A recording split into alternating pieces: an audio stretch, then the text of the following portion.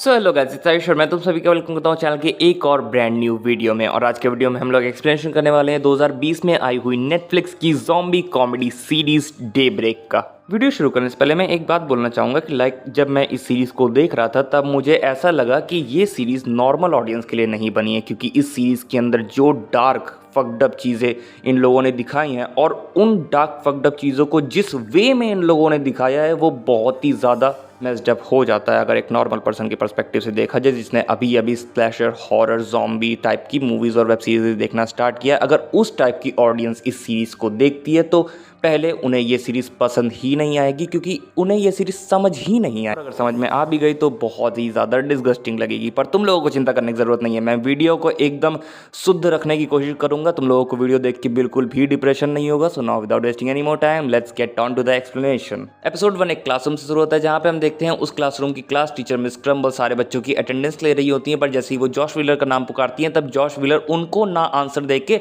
हम ऑडियंस से बात करने लगता है। और हम लोगों को मालूम चलता है कि Josh Wheeler fourth wall break कर सकता है like Deadpool and She Hulk. Josh हम लोगों को बताता है कि कैसे एक न्यूक्लियर बायोलॉजिकल वॉर के चक्कर में पूरी दुनिया के एल लग गए, और अब जॉश हम लोगों को बताएगा, हम लोगों का टूर गाइड बनेगा कि अपोकलिप्स में लाइफ कैसी होती है। वो हमें बताता है कि अपोकलिप्स में रहना ऐसा है कि जैसे आप रियल लाइफ में GTA खेल रहे हो, आप कुछ भी कर सकते हो, किसी के भी घर जा सकते हो, कोई भी सामान चुरा सकते हो, कोई भी गाड़ी चला सकते हो, आपको रोकने टोकने वाला नहीं है, एंड आप ऑलमोस्ट हर कोई चीज कर सकते हो। बट जैसे कोई भी चीज परफेक्ट नहीं होती वैसे ये भी नहीं है। न्यूक्लियर बायोलॉजिकल वॉर के बाद एनिमल्स में जेनेटिक म्यूटेशन आ गए, जिसकी वजह से अब ऑलमोस्ट सारे एनिमल्स वियर्ड हो गए। इसी के साथ साथ मोस्ट ऑफ द अडल्ट्स मारे जा चुके हैं या फिर ज़ॉम्बीज बन चुके हैं। बट इनके यूनिवर्स स्लैश सीरीज में इन ज़ॉम्बीज को गूलीज कहा जाता है, एंड इस सीरीज में ये गूलीज बोल भी सकते हैं, बट ये सिर्फ वही सेंटेंस स्लैश लाइन बोलते हैं जो कि इनके मरने स्लैश टर्न होने से पहले इन्होंने बोली थी या फिर सुनी थी। प्रॉब्लम सिर्फ म्यूटेटेड एनिमल्स और गूलीज तक ही नहीं रुकती। पहले जो ईवल लोग थे, मोर स्पेसिफिकली जो पहले ईवल टीनेजर्स थे, अपोकलिप्स की वजह से वो और ज़्यादा ईवल हो गए। अगर उन्हें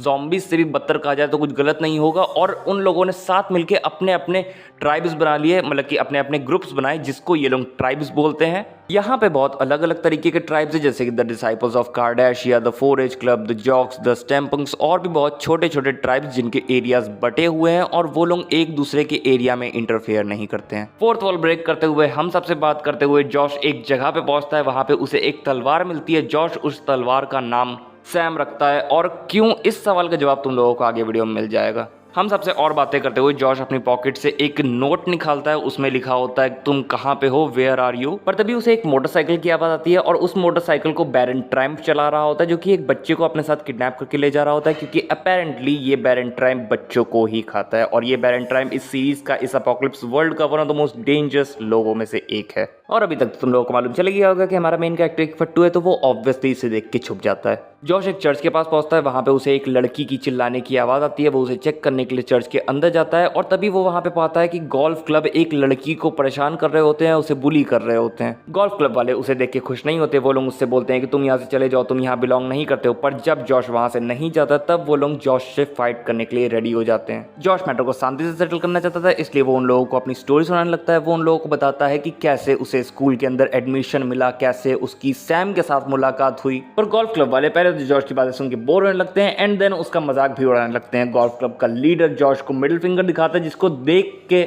जॉश को गुस्सा आ जाता है, जिसकी वजह से वो अपनी तलवार निकाल के उस बंदे के हाथ के ऊपर अटैक कर देता है। पर जॉश की तलवार उस बंदे के हाथ में फंस जाती है। इसके बाद हम सबको इनके बीच में एक बहुत ही वियर्ड सा फाइट सीन देखने को मिलता है, जिसके दौरान वही लड़की जो उस क्लोजेट में बंद होती है वो बाहर निकल आती है। पर ये सैम नहीं, एंजेलिका होती है। जॉश पहले भी एंजेलिका के साथ रह चुका है, इस छोटी बच्ची को जानता है, एंड इस छोटी बच्ची ने जॉश के लिए बहुत सारी प्रॉब्लम्स भी क्रिएट कर रखी हैं, जिसकी वजह से अब जॉश इस लड़की को अपने साथ नहीं चाहता है, एंड इसे रेस्क्यू किए बिना चर्च से बाहर भाग आता है। एंजेलिका भी जॉश का पीछा करती है, एंड जैसे ही ये दोनों बाहर आते हैं तभी इन दोनों को बाहर एक सैमुराई देखने को मिलता है। पर इसको एंजेलिका और जॉश जानते हैं, क्योंकि अपोकलिप्स के पहले ये बंदा इन्हीं के स्कूल में पढ़ता था, एंड इस बंदे का रियल नाम है वेस्ली फिस्ट। और जब दुनिया नॉर्मल थी तब ये बंदा होयल्स के साथ मिलकर हमारे जॉश व्हीलर को बुली करता था। इसी वजह से जॉश इसे देख के खुश नहीं होता है, एंड इन सब के बीच में बात चली रही होती है। पर तभी गोल्फ क्लब वाले एंजेलिका और जॉश का पीछा करते हुए बाहर आ जाते हैं।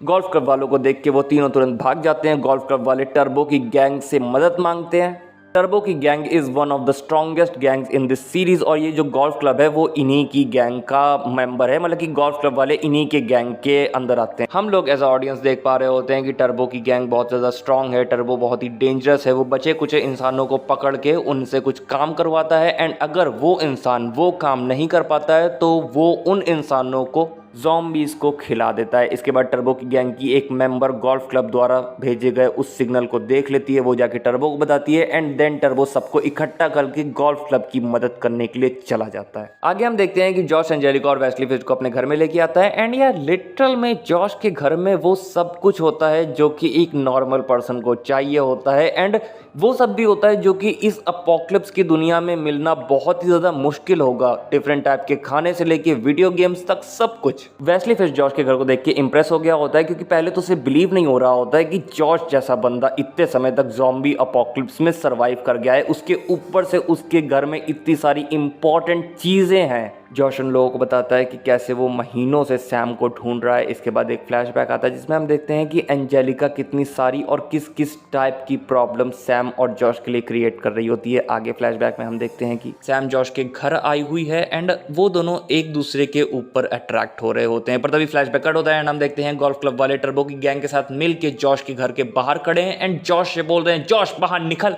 टर्बो की गैंग जॉश के घर के ऊपर पत्थर फेंकना स्टार्ट कर देते हैं एंड यहाँ पे मैं एक बात क्लियर कर देता हूँ कि ये टर्बो एक चूतिया कैरेक्टर है, तो ये बंदा सिर्फ अपने मजे के लिए जॉश को परेशान कर रहा है। एंजेलिका बोलती है कि हम लोगों को यहाँ से भागना पड़ेगा, बट जॉश बोलता है कि ये हम कहाँ से आ गए भाई, हम दोनों एक साथ नहीं है। इसके बाद एंजेलिका बोलती है कि अगर मैं इन सबको मार दूँ क्या तब मैं तुम्हारी टीम के अंदर आ सकती हूँ, बट जॉश बोलता है कि नहीं भाई मेरी कोई टीम नहीं है। वेस्ली बोलता है कि मैं तुम्हारी टीम में आ सकता हूँ, पर जॉश उन दोनों को ही मना कर देता है एंड बोलता है कि मैं तुम लोगों को इसलिए मना नहीं कर रहा हूँ कि तुम लोगों ने मेरी स्कूल लाइफ झंड बना दी थी, नहीं ये उस लिए नहीं है, मैं बस मतलब कि लोगों को अपने अराउंड नहीं रखना चाहता हूँ क्योंकि अगर लोग मेरे आसपास रहते हैं तो बस मेरे लिए प्रॉब्लम्स ही क्रिएट करते हैं। मुझे सैम को ढूंढना है एंड बस मेरी लाइफ में मेरा इतना ही गोल है। इसके बाद एंजेलिका जॉर्ज को समझाती है कि देखो हमें कुछ नहीं मालूम इस दुनिया में अभी क्या चल रहा है, अडल्ट्स गूलीज क्यों बन गए हैं, एनिमल्स में म्यूटेशन क्यों आ गए, हमें कुछ नहीं मालूम वर्ल्ड में क्या चल रहा है, बट एक चीज़ जो हमें मालूम है वो ये है कि तुम्हारे घर के बाहर अभी कुछ चूतिया टीनेजर्स हैं जो कि तुम्हें मारना चाहते हैं, तो हम लोगों को फाइट बैक करना पड़ेगा। इसके बाद जॉश एंजेलिका और वेस्ली टर्बो की गैंग के ऊपर ब्लड फेंक के मारने लगते हैं। पहले तो हमें समझ में नहीं आता कि ये लोग ब्लड की वेस्टेज क्यों कर रहे हैं, बट जल्दी हमें समझ में आ जाता है कि ये लोग टर्बो की गैंग के ऊपर ब्लड फेंक के इसलिए मार रहे थे ताकि जो गूलीज हैं, जो ज़ॉम्बीज़ हैं, वो टर्बो की गैंग के ऊपर अटैक करें एंड ये प्लान एक्चुअल में वर्क भी कर जाता है। गूलीज आके टर्बो की गैंग के मेंबर्स को खाने लगते हैं जिसकी वजह से टर्बो की गैंग को बहुत सारा नुकसान होता है and in the end turbo को अपनी दुम दबा के भागना ही पड़ता है। मौका मिलते ही जॉश एंजेलिका और वेस्ली वहां से निकल पड़ते हैं। जैसे ही वो लोग बाहर आते हैं तब जॉश उन लोगों से बोलता है कि तुम दोनों इस रास्ते से जाओ मॉल की तरफ एंड मैं दूसरे रास्ते से मॉल की तरफ आ रहा हूँ क्योंकि टर्बो की गैंग सिर्फ मेरे पीछे पड़ी है। इसके बाद जॉश वहां से निकल जाता है बट कुछ देर बाद टर्बो की गैंग जॉश को पकड़ लेती है। जॉश बहुत ज़्यादा सैड हो जाता है एंड सोच रहा होता है कि अगर वो उस फुटबॉल गेम पे, वो उस स्टूपिड फुटबॉल गेम पे चला गया होता तो वो अभी सैम के। इसके बाद हमें उस फुटबॉल गेम का फ्लैशबैक दिखाया जाता है जहां पे हम देखते हैं कि जॉर्ज उस स्टेडियम के बाहर खड़ा हुआ होता है, वो सैम को कॉल करने जा ही रहा होता है पर तभी एक न्यूक्लियर बॉम्ब ब्लास्ट हो जाता है एंड हर जगह तबाही मच जाती है। सीन कट हो जाता है एंड हम देखते हैं कि जॉश के अंदर फिर से मोटिवेशन आ गई है जिंदा रहने की, तब तक जब तक वो सैम को ना ढूंढ ले। वो टर्बो से फाइट ले लेता है एंड वहां से भाग जाता है। इसके बाद सीन शिफ्ट होकर वेस्ली एंड एंजेलिका के ऊपर चला जाता है जहां पे हम देखते हैं कि वो दोनों मॉल के पास पहुंच चुके हैं एंड अब मॉल के दरवाजे का लॉक खोलने की ट्राई कर रहे हैं, पर तभी उनके पीछे एक गोली आ जाता है। वो दोनों उस गोली से फाइट करते हैं एंड टाइम पे जॉश आके उस गोली को मार के उन लोगों को बचा लेता है एंड अब टर्बो तो इन लोगों का पीछा नहीं कर रहा, टर्बो तो अब इन लोगों के पीछे नहीं आ रहा, बट अब जो इन लोगों के पीछे आ रहा है वो टर्बो से भी ज़्यादा खतरनाक है एंड वो है बैरन ट्राइम्प। बैरन ट्राइम्प इन लोगों के सामने आ जाता है एंड यहीं पे एपिसोड एंड हो जाता है। तो बस यही था एपिसोड। अगर तुम लोगों को वीडियो अच्छा लगा और लाइक कर देना, चैनल पे नया सब्सक्राइब करके बेल आइकन दबा देना। मैं मिलूंगा तुम लोगों से नेक्स्ट वीडियो में, तब तक के लिए बाय बाय टाटा।